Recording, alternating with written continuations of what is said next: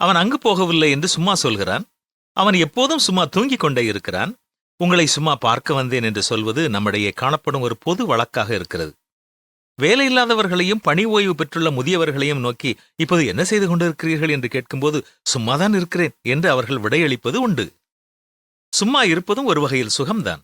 ஆனால் சுறுசுறுப்பாக இருப்பவர்களுக்கு சும்மா இருக்கவே முடியாது. சுறுசுறுப்பான வங்கி மேலாளர் செல்லப்பா சும்மா இருப்பது என்ன அவ்வளவு பெரிய கடினமான செயலா, கொஞ்ச நேரம் சும்மா இருந்து பார்ப்போமே என்று பார்த்தார். மனம் அலைய ஆரம்பித்தது, அடங்க மறுத்தது. சரி, கொஞ்ச நேரம் கண்களை மூடி உலகை மறக்கலாம் என்று நினைத்தார். வயிறு பசிக்கிறது போல் இருந்தது. கண்களை திறந்தார். ஒரு புத்தகத்தை எடுத்து புரட்டினார். கவனத்தை அதில் செலுத்தினார். காகம் ஒன்று எங்கோ கத்துகிற சத்தம் அவர் காதில் விழுந்தது. கண்களையும் காதுகளையும் கட்டுப்படுத்த முயன்றார். மனம் எதிர்காலத்தை பற்றி யோசிக்க ஆரம்பித்தது.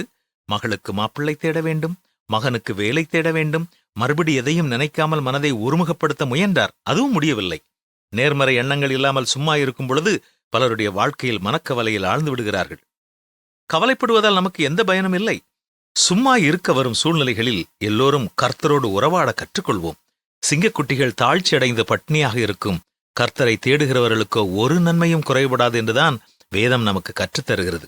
சும்மா என்னும் வார்த்தைக்கே நம்முடைய வாழ்க்கையில் இடம் கொடுக்காமல் இருக்க நாம் தீர்மானம் செய்வோமா?